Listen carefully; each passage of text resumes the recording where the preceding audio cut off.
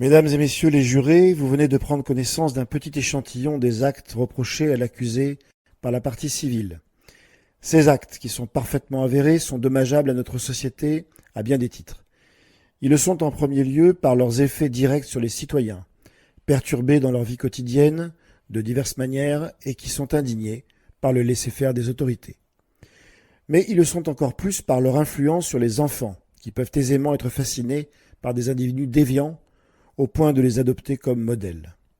Comment s'étonner que ces enfants suivent alors l'exemple de jeunes qui mènent des vies sans contrainte, au point que leurs parents et éducateurs en perdent toute emprise sur eux. Et lorsque ce champion de la déviance se double d'un rebelle qui combat véritablement notre société, celle-ci est en grand danger. Si je comprends bien, ils sont deux maintenant, le déviant et le rebelle? Mais non, ils sont deux en un. Ils ne sont pas deux, ils sont un. Mais si les deux sont un, ça fait deux, ça fait pas un. Écoutez-moi, un et deux c'est pareil, puisqu'ils sont deux en un. C'est pourtant simple. Mais si un et deux c'est pareil et que ça fait un, alors un et un, c'est pas pareil, ça fait deux. Mais vous confondez un avec deux et deux avec un, alors qu'ils ne sont plus deux. C'est tout de même pas très clair ce qui leur arrive à tous les deux. Je veux dire à tous les uns. Monsieur, je vous rappelle que les jurés ne doivent pas intervenir, c'est la règle. Vous poserez votre question à la fin, quand tout sera terminé. Un peu de patience, que diable. Merci, Monsieur le Président. Cette déviance rebelle est la racine principale d'un mal très grave qui frappe notre société aujourd'hui. Une impuissance grandissante face aux menaces d'une soi-disant modernité qui la sape littéralement. Et ce pour plusieurs chefs. Croissance de la criminalité, désordre généralisé, destruction du tissu social, remise en cause de l'autorité, abandon de nos traditions. Ça fait vachement de chef. J'aimerais pas être à sa place à la société. Plus il y a de chefs, plus on dérouille. Venons-en donc aux faits criminels reprochés à l'accusé. Relations régulières prouvées avec des milieux terroristes, acquisition d'un faux passeport syrien pour partir en Syrie et s'engager dans le djihad, implication très probable dans un assassinat. Vous avez bel et bien devant vous le prototype d'un des ennemis intérieurs de la société les plus dangereux, un extrémiste partisan de l'action violente. Il faut pas montrer du doigt. C'est très mal poli. C'est ma grand-mère qui me l'a appris. Votre grand-mère, on s'en occupera tout à l'heure, rassurez-vous. Je poursuis. Pour ma part, je suis complètement con.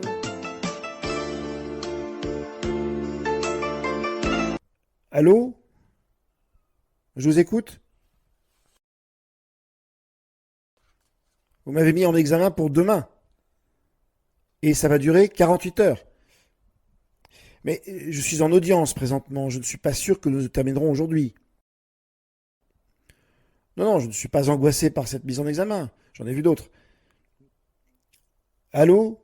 Excusez-moi, je vous reprends dans un instant. Oui, monsieur le président?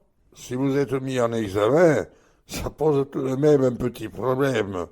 Pourquoi vous m'en avez pas parlé avant cette audience? C'est-à-dire, c'est un peu délicat. Ce sont des choses dont on n'a pas envie de parler.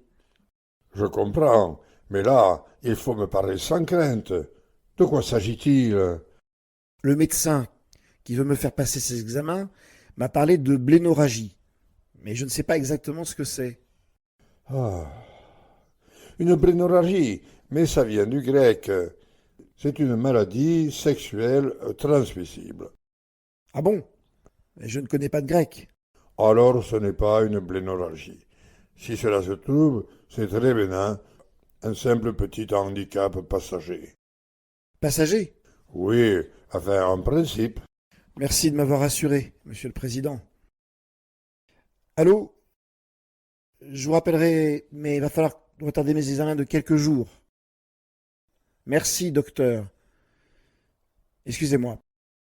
Où en étais-je?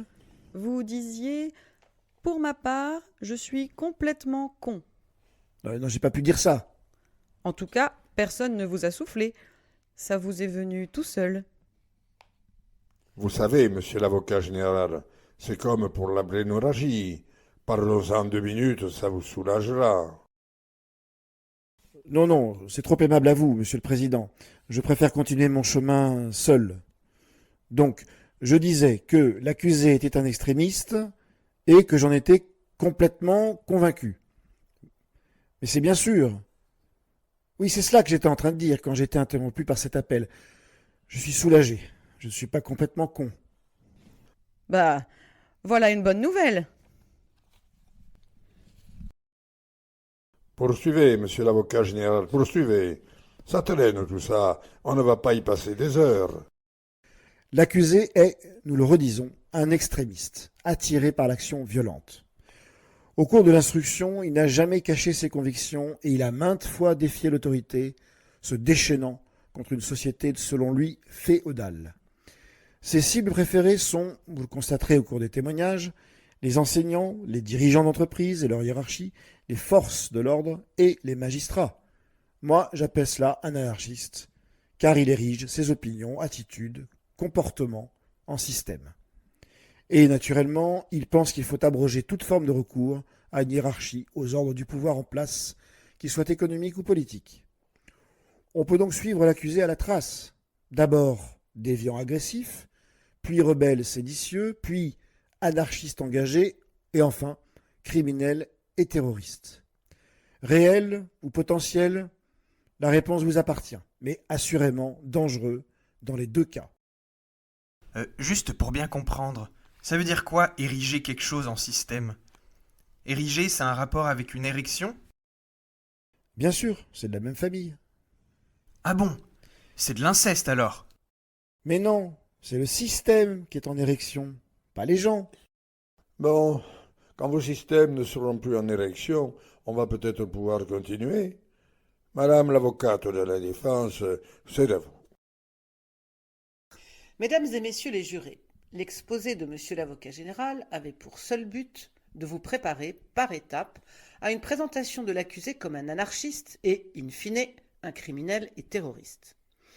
Pour ce qui est de ses comportements délictuels, nous n'aurons aucune difficulté à vous montrer que Valentin Helou n'est nullement un rebelle. Il a été seulement frappé par le ridicule d'une application insensée du principe d'autorité et par l'inefficacité de l'application bornée de certaines lois, ainsi que par le peu de tolérance dont tant de citoyens font preuve en condamnant des déviances réellement inoffensives. Quant à qualifier l'accusé d'anarchiste sous prétexte qu'il serait un rebelle, c'est faire preuve d'une mauvaise foi évidente. Même si les anarchistes sont des rebelles, les rebelles sont rarement des anarchistes. Le moment venu, nous interrogerons d'ailleurs l'accusé sur ses convictions politiques. Bref, affirmer que Valentin Helou est tout à la fois un déviant, un rebelle, un anarchiste et un criminel terroriste, c'est proprement ahurissant, délirant et pathétique. C'est faire preuve d'une véritable obsession hystérique, comme disent les psychiatres. Madame l'avocate de la défense, je vous prie d'observer plus de retenue et de corriger vos propos. Bien, monsieur le président. C'est stupéfiant, irrationnel et tragique. Mais, monsieur le président, elle se moque de vous, comme de moi. C'est l'expression obsession hystérique qu'il s'agit de corriger. Vous savez, cher monsieur, les termes scientifiques sont ce qu'ils sont. Il ne faut pas que vous vous mettiez dans tous vos états. Mais vous allez voir, chère madame, dans quel état je vais vous mettre d'ici peu, moi. Et dans quel état, s'il vous plaît? Mais dans un état pas tétique, non, un état tétanique. Vous êtes d'un vulgaire, monsieur. Pas du tout. Vous savez ce qui lui est arrivé au Titanic? Eh bien, je vais vous couler, madame. Je vous prie l'un et l'autre de vous maîtriser désormais. Nous allons en rester là. N'enregistrez pas les propos qui ont fait suite à l'exposé de la défense, et les jurés n'auront pas à les prendre en considération. Quoi? Je ne veux pas m'associer à une telle censure, par principe, et puis aussi par solidarité avec Solange. Je veux dire, avec madame l'avocate de la défense. Ah, Solange? D'accord. Ça y est, c'est parti, les insinuations et les préjugés des machos. Restons-en là, madame la greffière. Vous ne connaissez pas mes Vos tendances? positions sur ce sujet. Poursuivons. Clarifions les faits criminels dont l'accusé est présumé coupable, mais qu'il nie avec insistance.